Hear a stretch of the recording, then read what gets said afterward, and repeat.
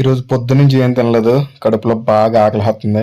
So అందుకని చెప్పి బయటికి వెళ్దామని చెప్పి పర్స్ తీసుకుని అలా రూమ్కి తాళం వేసి అలా మెట్లు దిగి నడుచుకుంటూ వెళ్ళి బండి ఎక్కితే డైరెక్ట్ బండి వేసుకుని మన మిర్చి పాయింట్కి అయితే వెళ్ళాను.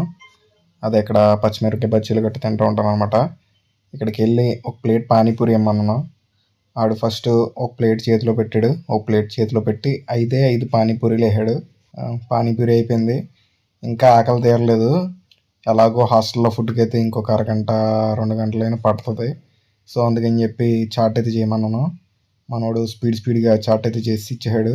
అది తీసుకుని రూమ్కి అయితే వచ్చేసి ఓపెన్ అయితే చేసా. ఓపెన్ చేసిన వెంటనే స్మెల్ అయితే ఇరక్కూడింది. అలాగే చూడడానికి కూడా చాలా కలర్ఫుల్గా చాలా బాగుంది.